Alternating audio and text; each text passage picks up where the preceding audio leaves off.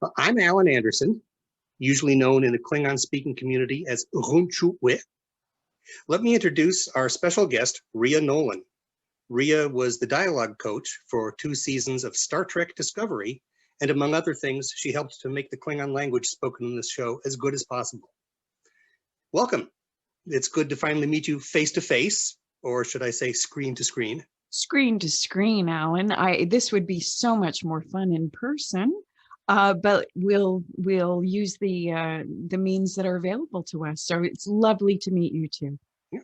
I'm sorry the timing didn't work out to let you interact with the dozens of enthusiastic Klingon language enthusiasts, who are going to be meeting this summer to treat Klingon as a full language.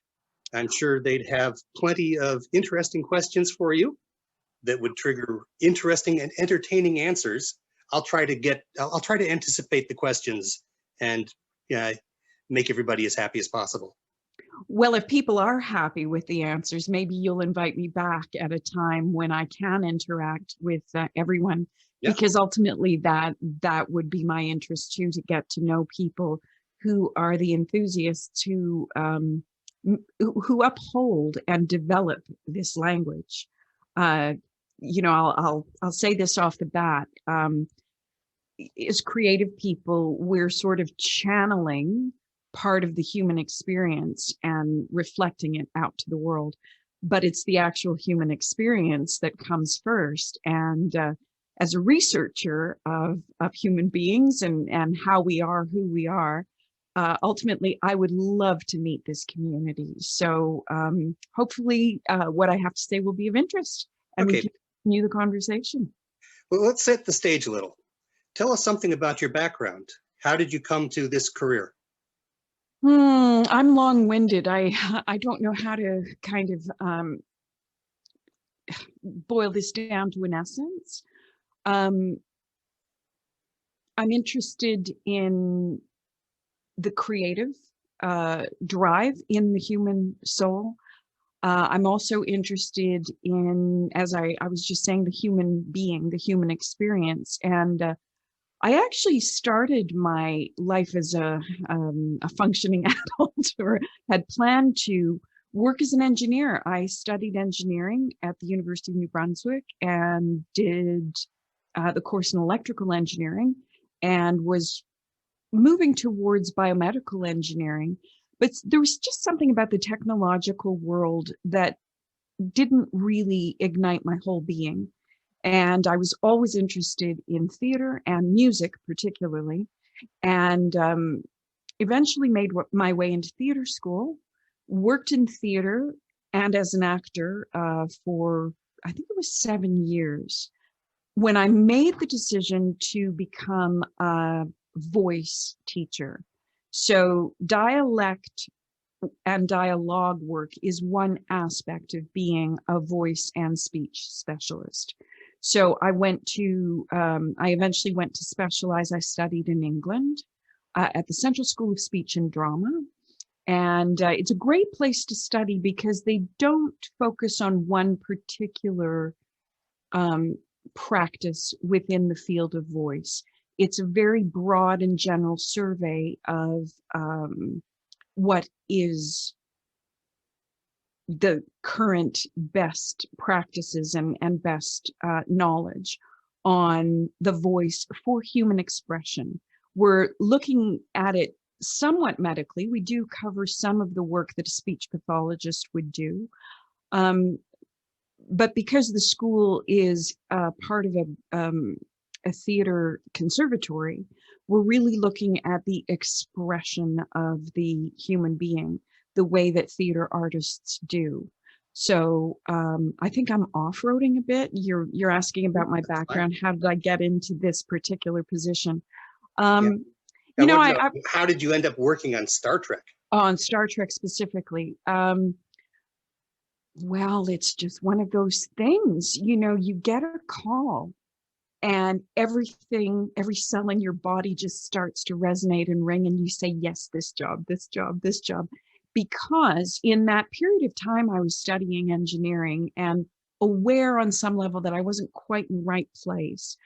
The show that I insisted on watching every week, and this was in the late 80s, was Next Generation. And there was something about the scope and the breadth of the storytelling and the intention behind it that really appealed to me. It wasn't necessarily the Klingon Empire exclusively, but it was the entirety of the piece. And I suppose as somebody who was searching a little bit in life, there was something about the organization of, you know, the human being within the universe, not only as a standalone race, but how do we interact with others, which is of course an analogy for how we interact with others in terms of ethnicity or the differences that we impose on each other. You know, we do this thing to understand ourselves. We separate ourselves from others, and we look at how we interact with others to understand ourselves. And I just thought Star Trek was such a brilliant vision of that. And to take it back even further, as a child growing up, Star Trek, the original series, was everything. I think it was the first television program that I saw, and there was something about it that just ignited the imagination. Well, I mean, every child has a very rich imagination, but there was something about, and I'm embarrassed to say this, but Captain James T. Kirk, that as a 5-year-old child, I found sexy. There was something about him that was super appealing. And I mean, he was such a ham of an actor, and a great character. And of course, there was the person Spock, who was such an aspirational being of wisdom and clarity and a kind of leadership that we didn't necessarily see. I mean, as a 5-year-old, I didn't know this, but there was something about Spock that was deeply interesting. And of course, Bones, and when you get onto the deck, Uhura was there. So the concept of the show really lived within me. And so when I got a call to be involved in this new visioning of the universe of Star Trek, there was no way I was going to say no. It was just an immediate yes from me. Well, that sounds great. So what is a dialect coach? What responsibilities does that include? Well, every job is different. You're called to work with actors on bringing dialogue to life. Now, usually, trained actors don't necessarily want a dialogue coach to help with their acting choices. Sometimes they'll just want a dialogue coach because there's a lot of material to learn in a very short amount of time. So you can be called to work with an actor to help them place the language within themselves and bring it to life. More often than not, a dialogue coach is actually a dialect coach. So actors obviously want to portray their characters with as much human truth and veracity as possible. And if they are speaking in a manner that is not innate to them, if they have to use an accent which is not their own, they want to be able to do it as naturalistically as possible. So my job is often to break language down into its smallest increments and help them wire their nervous system in such a way that they are speaking with a naturalism and believability. And a connection, you know, that's a word that's used a lot. Am I connected? But it's a really visceral, real, practical thing. When human beings are in life, we are usually connected to the people with whom we're speaking on some level. You know, relationships can be professional or personal or not. You know, we interact with strangers, but usually somewhere within ourselves, when you're interacting with another, there's something that you're going for. And so we're almost sort of backtracking and starting with the actual words that are said and finding where they're coming from within the individual. Where in daily life, it's the reverse, that you are somewhere within yourself and there's something going on and you're interacting with others. So whatever is in you filters through your language center and then becomes an idea that the other person takes in and places within themselves. And communication is interesting because sometimes what we say and what we mean aren't exactly aligned. Or the other side of it is, we can work very hard at expressing ourselves clearly, but what the other person hears may not be exactly what it is that we mean. So communication is kind of an interesting puzzle. And my job as a dialect or dialogue coach is to help the actor in whatever way they need me to achieve speech that is human, that is real, that is believable, and that is meaningful in some way, hopefully. Thank you. Yeah, when you said you got the call to work for Star Trek, and okay, yes, definitely. Did you know you would be dealing with an alien language? Yes. My manager called me and said they are shooting this new Star Trek concept in Toronto. And are you interested? And I said yes. And he said, okay, well, it will be using, he called it foreign language. And I said, great, thinking there would be a Russian character or, whatever, someone from an African nation or who knew where. And I had done a little bit of foreign language work before. But then he said it was Klingon. And I thought, wow, that's new. I've never done a constructed language before. So this was going to be a really exciting new string in my bow. What did you do to prepare for this unique challenge of teaching people to speak Klingon properly? Well, like anyone who has a new task, you procrastinate for a couple of days and then you realize the enormity of the task. And of course, the production, knowing a lot more about this process than I did, because this is not the first production that has used Klingon specifically or constructed languages, knew that, you need the linguist who knows the language. And production paired myself and the other alternate dialect coach, Jeffrey Simlet, with Robin Stewart, who was the Klingon language expert, who served as the translator and the Klingon linguist, really, on the show. And she taught us the basics of the Klingon language. And it was an important step in the process for the obvious reason, but also the added benefit was that I was learning what the actors needed to learn.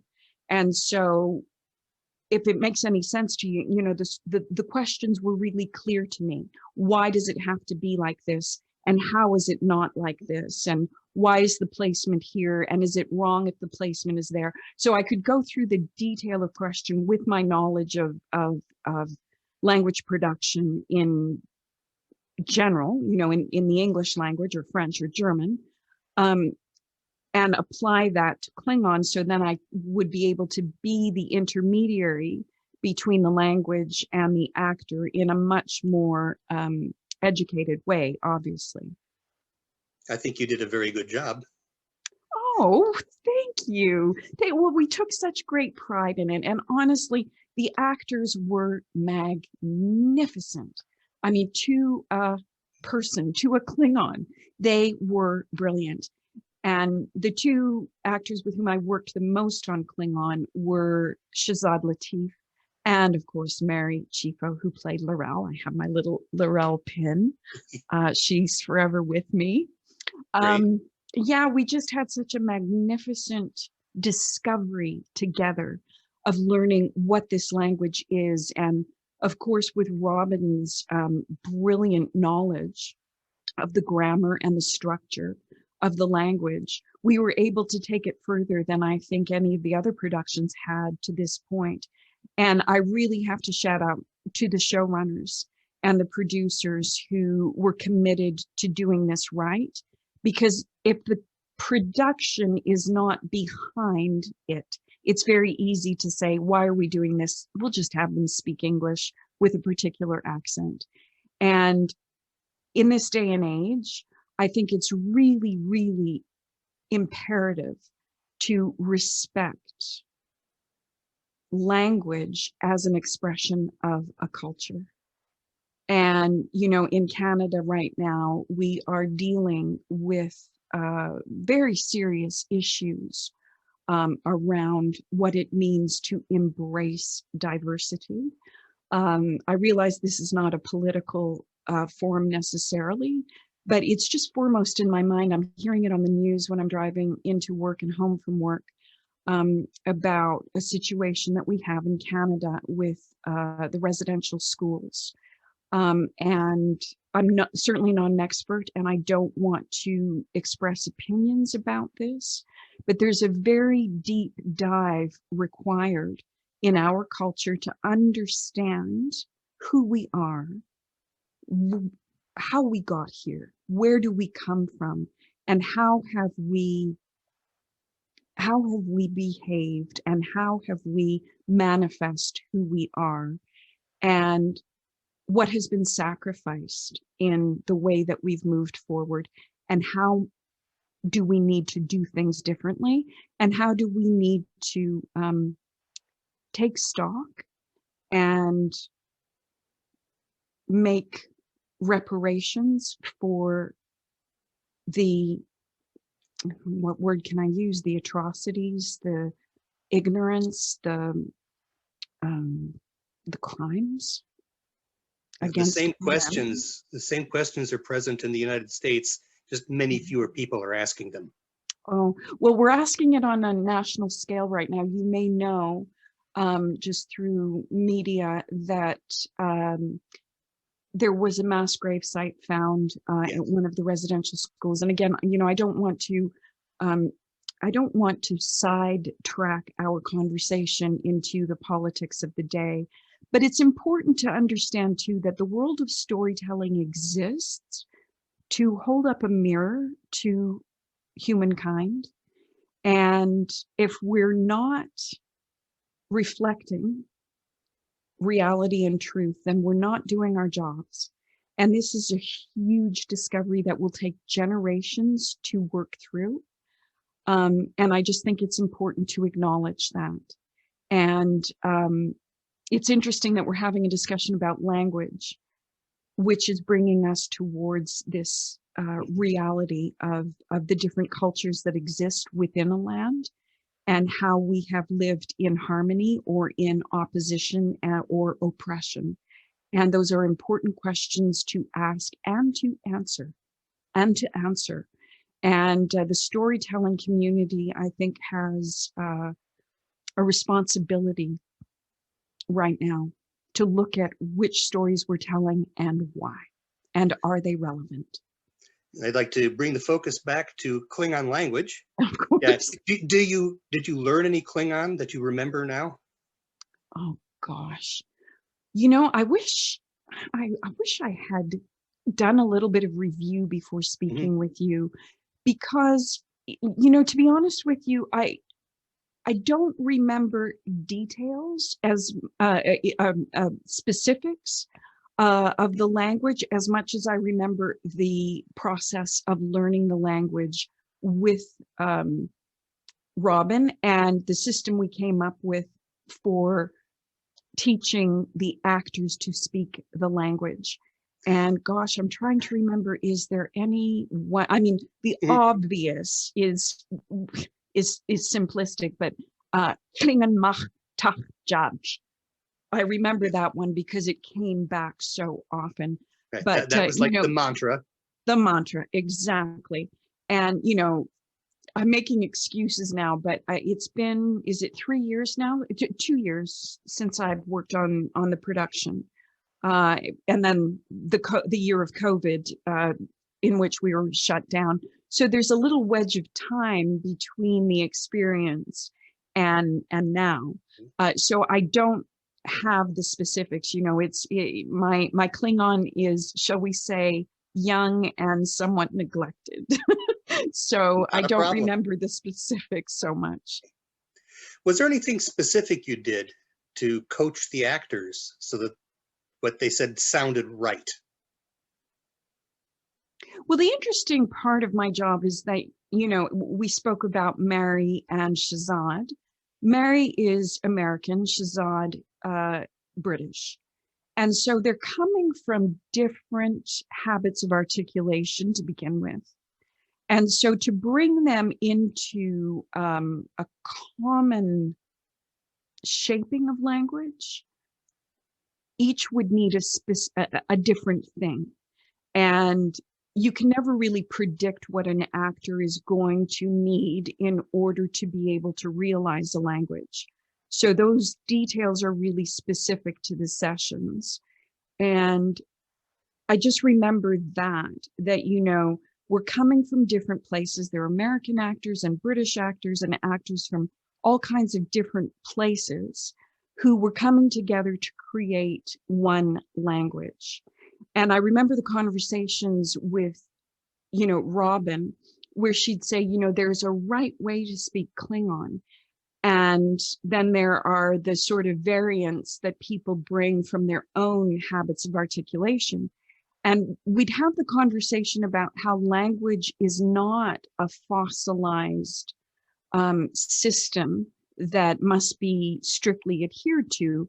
Languages are living entities that grow and shift and change as the speakers develop the language. And you can take that back, to any language. If you peel back history far enough, we didn't always speak. This is something that human beings have created together, speech, language. Mm-hmm. And it's quite an extraordinary thing. And, we often don't think in terms of, historic reality. We think of our lives and our lived experience and our projections into the future. But, if you peel it back hundreds of thousands of years, as the human being was evolving, language came very, very late in our development. And it continues to develop and evolve as we do, which is good and right, as it should be. Okay. Can you describe the process of like turning a typical line from the script in Klingon into a spoken line in a finished scene? I'm sorry, my mind is spinning a bit. Could you Yeah. repeat the question? Yeah, we want to find out, when there's a line in the script that's in Klingon. Yeah. Can you tell us about the process that you'd go through from, what do you get and what do you pass on so that the actors can speak that line in the finished scene? Got it. So what would happen is Robin would be given the script and which lines were to be spoken in Klingon. And she would come up with her Klingon translation. And we would, I always requested, and every translation requires what we call a back translation, because in most languages, the grammar, the rules of grammar change and the word order can change. And your community could teach me a lot more than I can teach you about how Klingon works. But I do remember that it is object, verb, subject, which is different to most European, Eurocentric languages, which are usually subject, verb, object, or some, organization, depending on how many objects there are within the grammatic structure.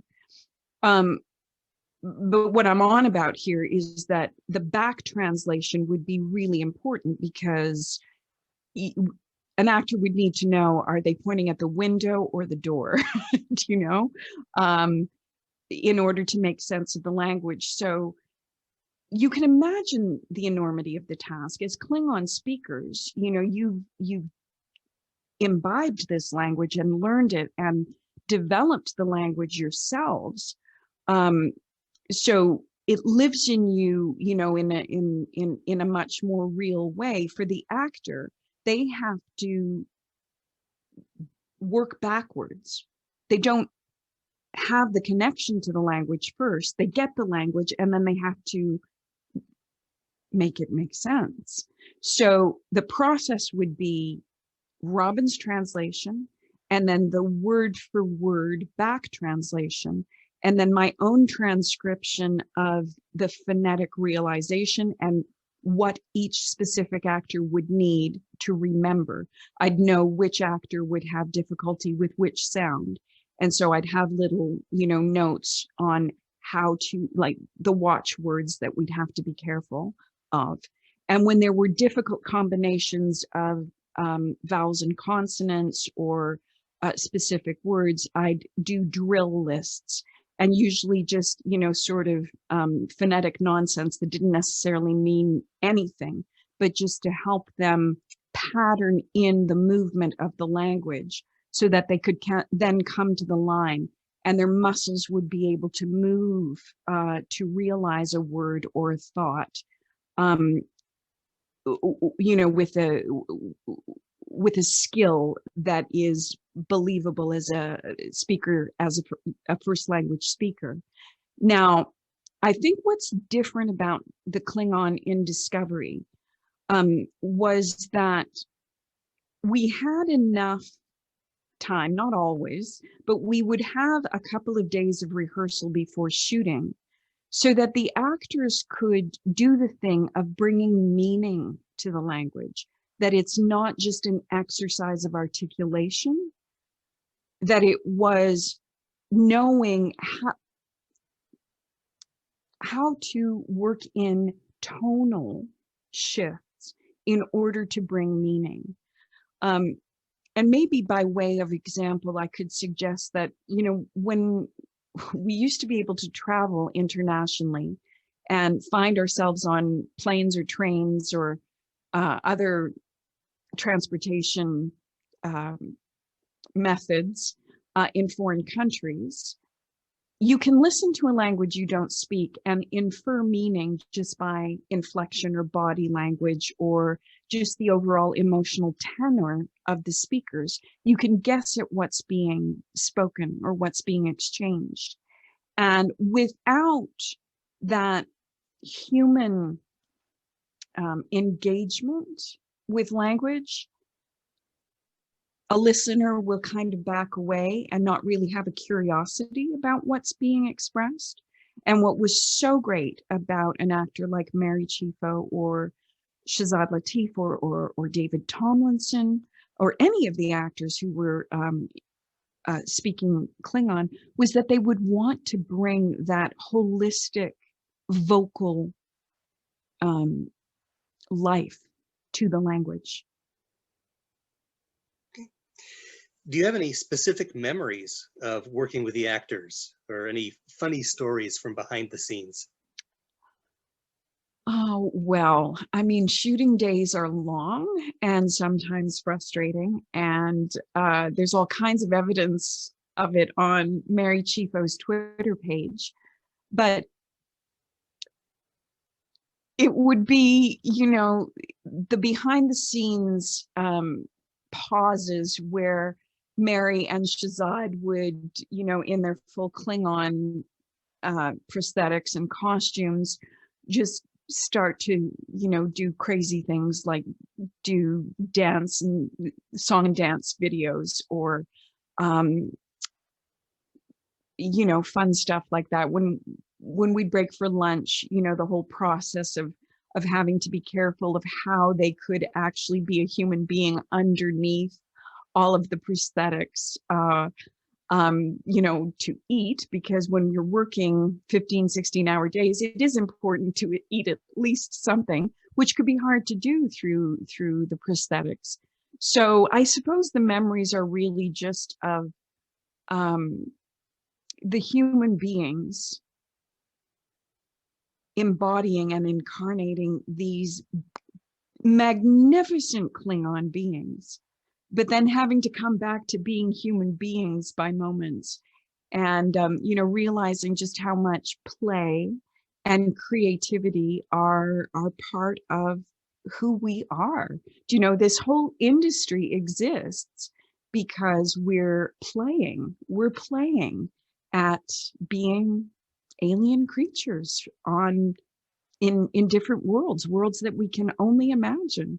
So I don't know that I have anything specific. I mean, I'll probably think of it as soon as we're finished this interview, and I will write in and tell you if I can think of something specific. But because it's a couple of years ago now, my perspective on it is really broad, and I just have such a loving, warm feeling about that assembly of creative people around this story, and what a wonderful project it was to work on, and how blessed I am to have been invited to be part of it. Did you end up with any souvenirs from your time with the show? Well, I took this one. There are all kinds of little things that you have, and I don't know about you, Alan, but I know, in middle age, I look around my home and I think, gosh, I've collected a lot of stuff. So, I'm trying to be very selective and judicious about, not being greedy. Every production, I try and keep one memento. And from Discovery, it's really my little Laurel pen, because my relationship to the character and to the actress are very special to me. So she's with me. Great. Not to open up too much of a can of worms here, is there anything else you wanted to say that we hadn't gotten to yet? Oh, I love cans of worms. You can open as many as you like. Is there anything else I'd like to say? Well, I'd like to say thank you to the Klingon community, if that's not too corny. But I do mean it. I think it's an extraordinary thing, the occurrence of the Klingon language and the Klingon Language Institute. And it is a testament to human creativity. Mark Okrand created this language because there was a need within the world of this storytelling. And then human beings took the beginnings, or took his work as a jumping off point to create something much more vast and complex and evolved. And we call it a constructed language, but it's a living language because people are speaking it. And as people speak it, the language evolves. And I just think that's a beautiful thing and a wonderful thing. And as I say, a testament to the creative drive within human beings. I think it's magnificent, and I'd have a lot of questions if I were able to meet your community, one-to-one, about their interest. As a voice and speech coach, language is the medium in which I work, but I'm not a linguist. I'm a language enthusiast and a curious person. So I would have a lot of questions for your community about the specifics of how this language is evolving and how it lives in each of your lives. Because I would think you do have to make a commitment to keep this alive, right? You Yes. assemble. It's all of the people getting together. It's not just that this is a fun language to play in, it's the other people playing with it at the same time. Mm-hmm. I have many good friends because I learned to speak Klingon. Well, here's a question for you. Could you teach me something in Klingon? I will tell you the phrase that Mary Chifo will usually say when someone asks her to say something in Klingon. qep'a va'ang ko. military, Qe, per, secret, per, the, I, ang, reveal, the ang, ko, refuse. ko. I will not reveal military secrets. I Qe, will per, the ang, ko. say it one more time. Qe, per, the ang, ko. Qe, per, the ang, ko. Exactly. Very well done. Excellent. Well, what a gift from Yeah. Robin's imagination or Robin's brilliance to through the filter of me at one point to Mary, to you, back to me. Thank you for that lesson. It's beautiful. Well, I'm so glad we could do this. Thank Me you very too. much for sharing your time.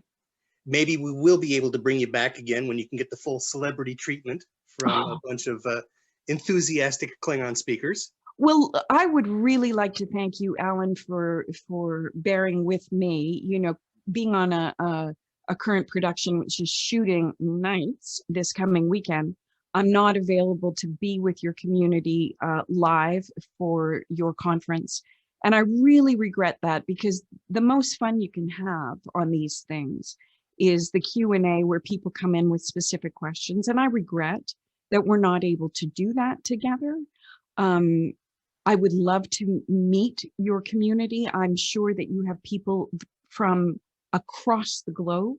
And that to me, yeah, that to me is the most exciting thing in the world, to meet people who gather around a creative shared interest and build and grow and create together. So I regret not being able to meet you, and look forward to another opportunity at another time.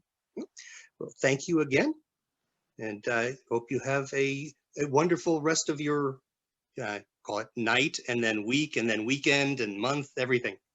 Thank you, Alan. And it's just been such a pleasure.